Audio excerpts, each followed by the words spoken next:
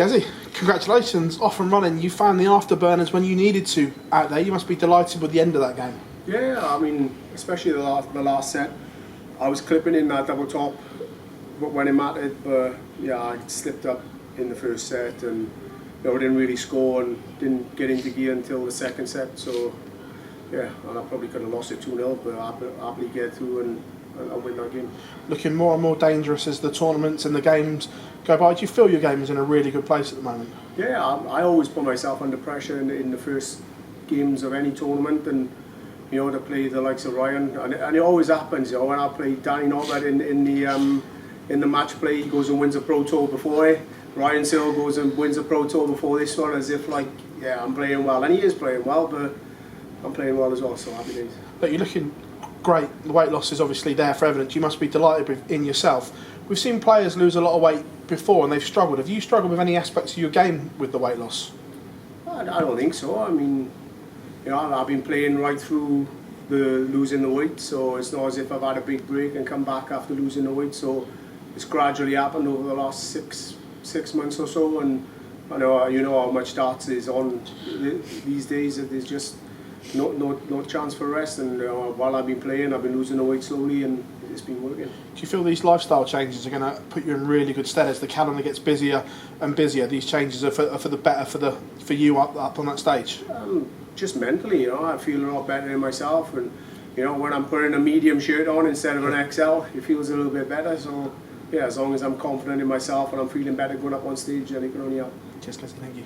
Gezi, well done tonight. Just on the weight loss, how difficult is that to implement when you are travelling every week and you're in a different country, and it is difficult to eat when you're on the road? I don't think it's so much the travelling, it's just the times and the food that you have to get sometimes, especially when you're in Europe and you come off stage sometimes 10 o'clock at night, 11 o'clock at night, and you're absolutely starving, and the only thing you can turn to is fast food. Is just saying, scrap that, I'll have something decent in the morning and go to bed starving. It's hard work, but it works. Before or while you were losing it, was there any sort of thing in the back of your mind saying it might affect your throat, it might affect your balance and things like that? No, because I knew that I would lose it gradually. I wasn't going to lose it overnight. Yeah. I mean, I haven't lost a lot of fat on my arms, so my arm's my arm, and as long as you're practicing and you get that muscle memory and that repetition, I don't, it can certainly be with different people, and it can affect different people different ways, but it's been all right with me. You talked about the mental strength that's helped you with as well. Is that sort of maybe the best mental space you've been in going to the back end of a year for a little while? I don't think that's to do with the weight loss. Obviously I feel better in myself, but that can't breed confidence on the board. You need to win, you need to score well, and you need to be winning tournaments, which I have. And I think since the World Championship last year, when I spoke to a sports psychologist, I've been in a better place since then. Okay, thank you, guys. Well done, Gezi, on that. You've got a really good record in this tournament apart from last year, yet we've seen other top players, Michael Smith, Rob Cross for example, both former world champions, really struggle in this format. Why do you think you're so comfortable with it, yet other top players who are successful everywhere else can't seem to get to grips with it? I don't feel comfortable. I mean, I hate the tournament. I don't say I hate it, I always do well in it, but to double in on a set format is the worst possible tournament for me, but I don't know, I seem to do well in it, and sometimes you get a little bit of luck. I don't think I had luck today. I thought I played well towards the end of the game, but I don't know, just luck must be on my side sometimes in this tournament. If you play at the level that you played in that last set, will that be enough to take you to this title, do you think? Yeah, as long as I get myself in, first 3 darts, doesn't matter if it's first, second or third, I know my scoring game will come, and I don't have to put myself, because when you miss 3 or 5 or 6 darts, then you force the next couple when you start scoring and you're chasing the game. So as long as I can get in early and relax while I'm scoring, I'll be fine. Since we last spoke to you, the PDC have announced that for the first time the World Series will go to Saudi Arabia. We expect that you'll be in that World Series lineup. What do you think about what do you think about that? Because you've always said that you don't care where tournaments are, you don't care where World Championships are. So what are your thoughts on that announcement? Yeah, I mean, to go anywhere in the world, as long as I'm involved in the World Series, I'm happy. Wherever we go, I'm willing to turn up and play, but I'm sure Barry and everybody else involved with the PDC know what they're doing, and wherever we go in the world, I'm going to turn up and play, so I'm happy with that. Well done tonight, Gezi, thank you. No worries.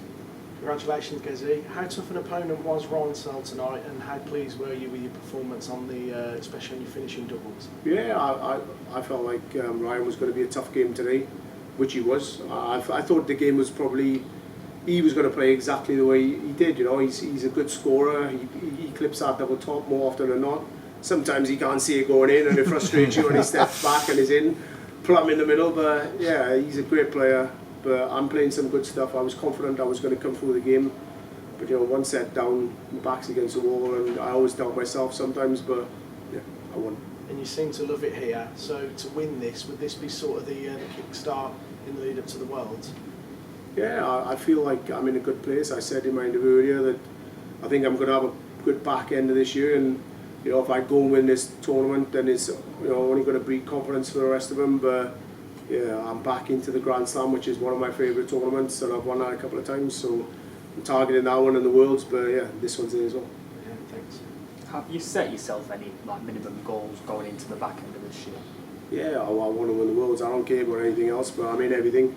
I want to win everything, but the World Championship, I want that one, and I want to, you know, get myself back into the top 4 in the world and start playing in a bit more, because this year I've played in a lot more Pro Tours and Europeans, got myself back up to Pro Tour #1, Players Championship #1, and I'm right up there, I think, in the top 5, 6 of the European Championship finals. So when I turn up and I put my mind on it, then yeah, my rankings can climb.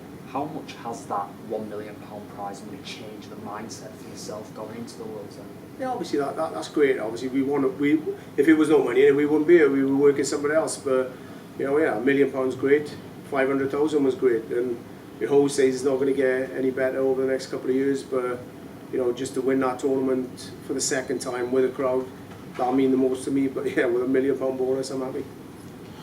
Guys, just on the Saudi Arabia one, I don't know if have you watched the Matchroom documentary yet, where Turkey had the Sheikh, we were talking about it, he said he wants to do something crazy with darts. Would you like to see something new, something different than over in Saudi? What would you like to see? Like they could bring someone in, you know, like they have the golden ball in snooker.